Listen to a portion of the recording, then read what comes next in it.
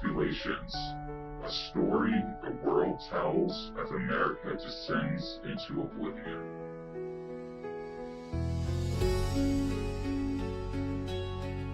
Okay, so we're looking at the world by the numbers. Total population is a little over 8 billion right now. Okay? That's a lot. We got 1.5 billion in China. We have 1.5 billion in India. 1 billion Persians, Arabs, basically Middle East. I'm not trying to offend anyone. I'm just trying to kind of narrow down your populations. The Arabs are a big population, and I'm not grouping you together with Persians. Don't get offended, Persians. 1.5 billion Africans. 500 million in South America. We've got 500 million in Europe.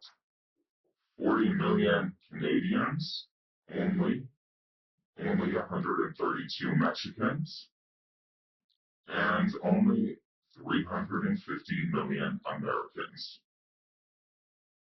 So even though North America has the smallest population compared to the rest of the world, the United States is the richest country. It kind of helps when you're the financial banking institution of the world, and we basically were the accountants of the entire world. That's basically the world by the numbers. There's a whole lot less people in North America than there are in the other countries of the world, the other continents of the world, with the exception of Russia, which we're not really talking about. It's not really the purpose of this conversation. The quote goes, "No population has successfully reduced its population without abortion." So we're back to the Malthusians, the Malthusian theory. That's the statement, that's how it goes, that's what they believe. Okay, so LDCs, that is less developed countries, have the highest increases in population. Okay, their birth rate is a lot higher, especially sub-Saharan Africa. In 1970, the global population was 3.68 billion. Right, that's when the Club of Rome got together, disseminated 30 million manuscripts of copies of the limits of growth in my paper, and that was 30 million people.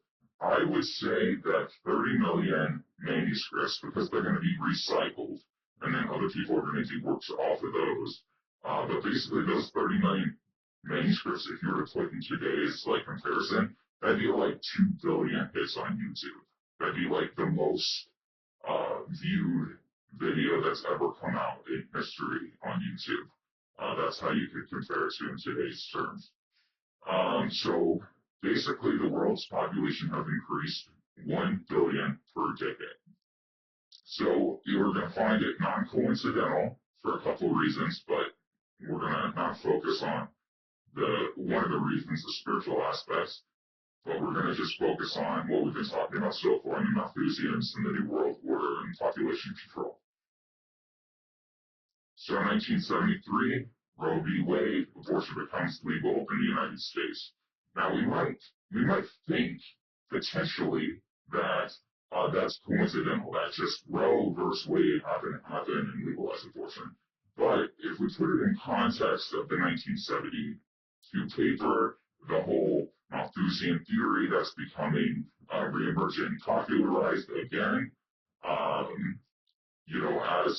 we're able, basically the population is able to do statistics, humanity is able to really wrap their head around the global population. For so many years, we still don't even have good data on the population of the countryside of China. It's such a big place on population numbers there. Now we are pretty sure, but in 1970, you wouldn't necessarily know it, right? So we have much less data, but still we're coming into our own, and people are like, oh, shocked. Wow, look look how many people there are. How are we going to feed them all? We've got the crisis in India, the famine, and the birth of genetically modified organisms, high yield varieties, using the commercialization of farming and agriculture to supply everybody. So this whole thing about limited resources supplying unlimited wants, right? That is the purpose of economics. So when put in context, it's, even today, the way that the legal system works, if you want to solve an issue, you are going to find the right candidate, law firms, or a rich party, or somebody who's inclined to have a stake in a certain legal matter. They're going to find the perfect client to bring the case to the Supreme Court, and who's going to go all the way up to the Supreme Court, because you have 2 appeals per case, which is why you never want to start with a magistrate if it's a serious case, because a magistrate knocks off your one. It's not an actual a sovereign judicial matter. So anyway, then interested parties will find the perfect candidate with the perfect case that they can pretty much know with a high level of certainty that they're going to win, and it's at the Supreme Court level. So they may lose locally, but on appeal they should win it, well, obviously. Because you want to appeal it to the Supreme Court, because then it becomes a national instead of local issue. So one of the things that we're looking at here is that as countries come into modernity, more technology, so that basically what we're looking at is the West, Europe, especially England is the most notable for it, but the United States as well, that as populations increase or societies become more technology advanced, they show for declining levels of fertility. However, less developed countries show increasing amounts of fertility. And this goes back to the concept that one man can impregnate an entire village, although there are some constraints, regarding the rhythmic cycle of the moon, which controls timing of pregnancy 99.9% of the time. And that's your only restriction on fertility in these areas. So that's basically the concept. So that's what these policymakers are looking at. All right, so the argument here is that as these advanced countries come into being, that they choose to decline. Okay, so the major argument is that people in more advanced countries, they're more advanced and more sophisticated, so they make the choice not to procreate. People explain children are expensive. And that's the main argument, that as technologies, as the society becomes more advanced, the status of life is bigger, and so the cost is more expensive for that. Of course, that all cancels out. Your status of living is going to be contained within its own environment, and you're still going to be at equilibrium no matter what, which is why inflation is never an issue. And we'll get into that when we talk about inflation. But inflation nothing changes with inflation. There are problems with inflation, which we'll talk about. But people explain children are expensive. Baloney. Okay, that is absolute hogwash. Okay, has to do with abortion access. People can then choose. It says people choose to have an abortion. Well, if access to abortion is now available in technologically advanced countries, they can choose to abort the baby, but they're choosing, my argument is they're choosing based on false pretense. this concept that children are expensive.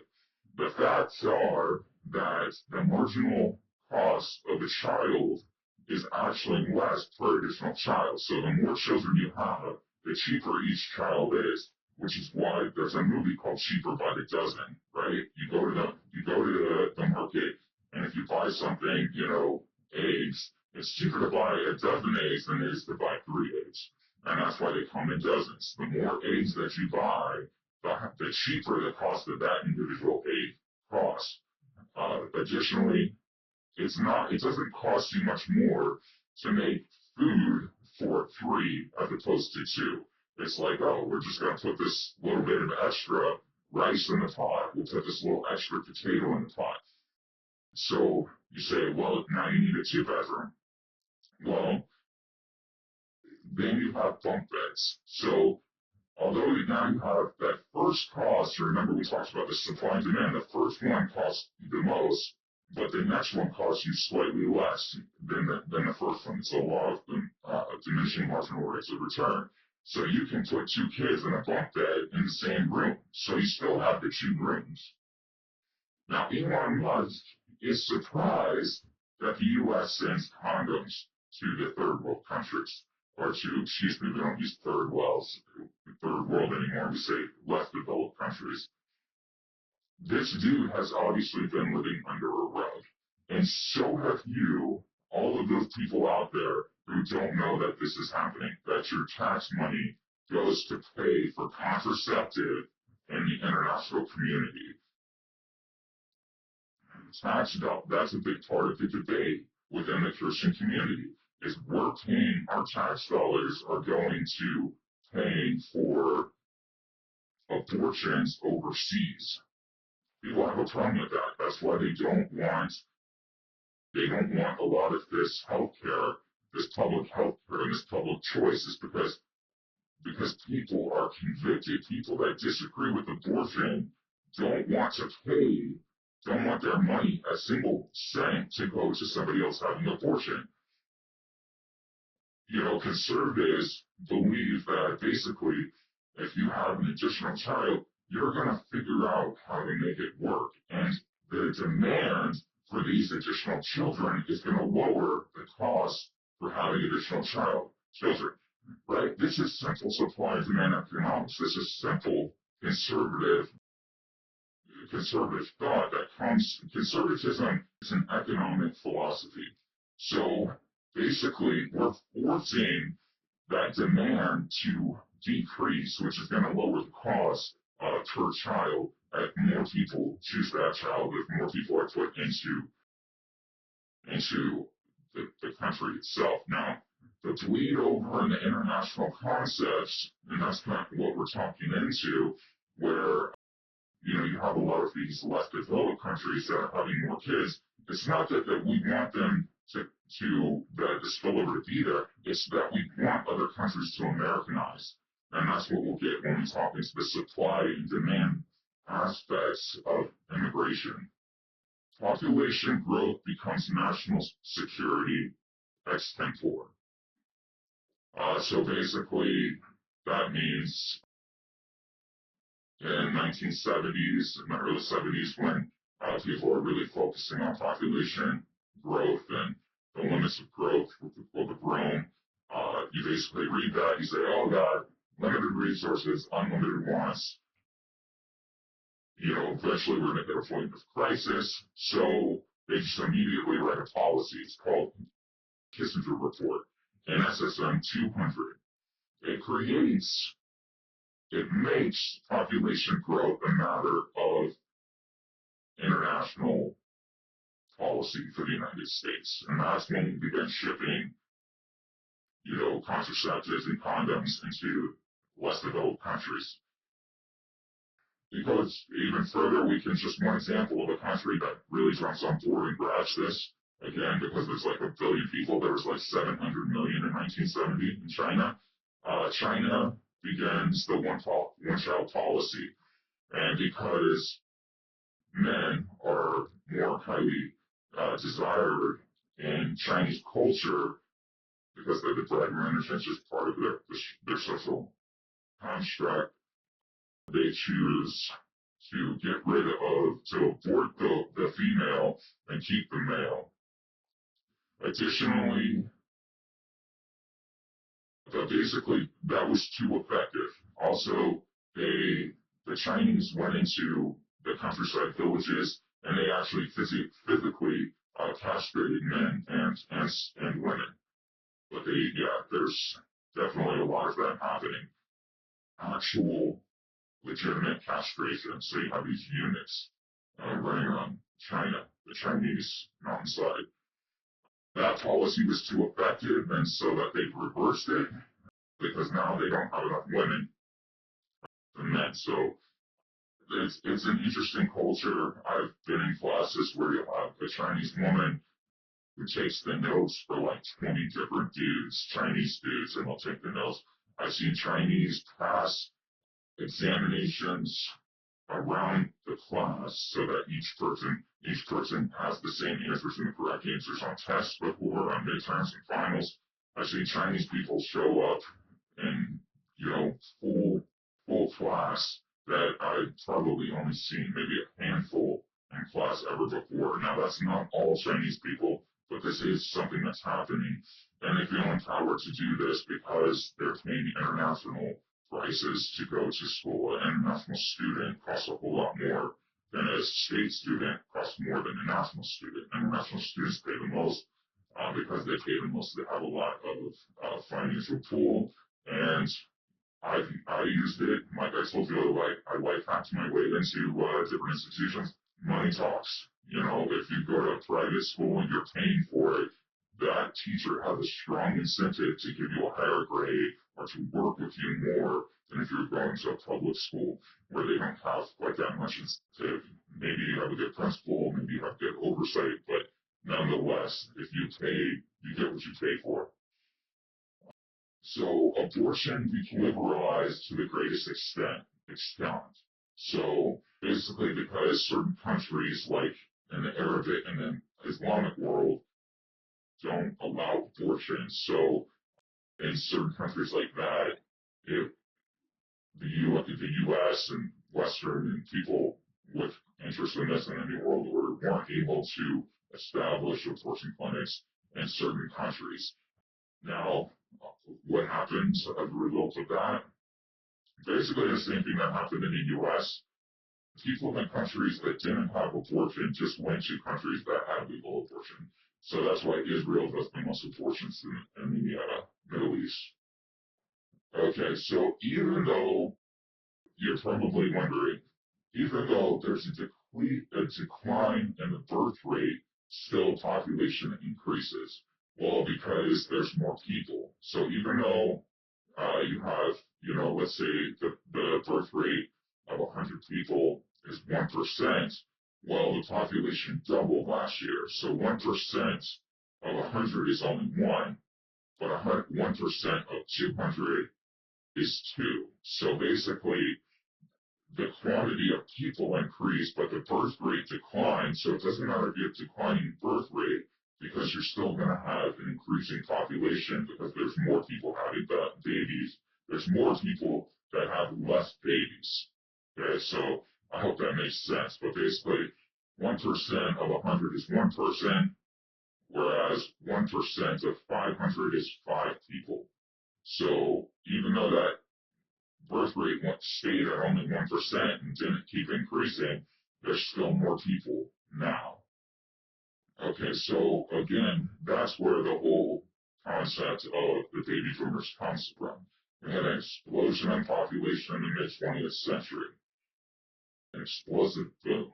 And then, again, the 1700s, Malthusian theory becomes relevant again. Now, why do we have a population boom? Because of technology. Okay, the same reason why we haven't seen a Malthusian crisis. Technology has exploded and provided, and capitalism has provided the means to sustain a larger population. That's why it's increasing. You would, if obviously, if there was a famine, you would have a decrease in population. And when we talk about the Great Depression, there's certain aspects that happened. They weren't using crop rotation. They didn't have enough, science to understand take care of the soil, but as technology came out and people used science, they were able to, were now able to sustain more crops. That's why there was the potato famine in Ireland. Potatoes hadn't been were from the United States. They got moved to Ireland, and because it was so easy to grow, they kept planting potatoes and potatoes. They depleted the minerals in the ground, and then it led to a famine because one day, basically, all the potatoes died. You have to use crop rotation. Also, technology like microwaves, washing machines, the oven. You're no longer having to use wood to heat up your oven and cook things, but now you're able to use electricity, washers, dryers, cars, the ability for people to move about the country. When cars first came out, they said, these are just beds on wheels, because basically, like, your teenager, a lot of people were afraid that, their teenagers were now going to just be engaging in, like, having sex in the cars, so they call them beds on wheels. But nonetheless, absent that fact, which it is a fact, now you can move from one house to another quickly. You don't have to have a horse or walk, so you're able to bring people together more often, more quickly. People come together. What do you think happens?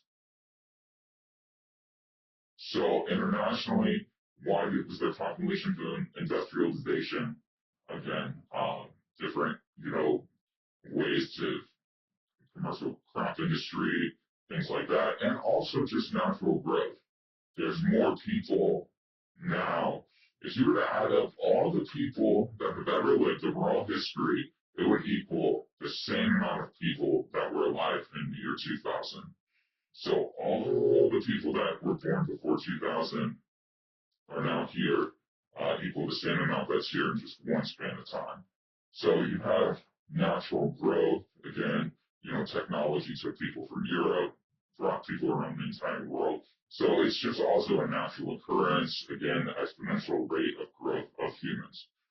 But, so, let's come to the crux here. Remember India's famine from GMOs in the mid-1900s? Well, recognize that today, there's 1.5 billion people in India. That's 3 times more than were even in 1970. Okay?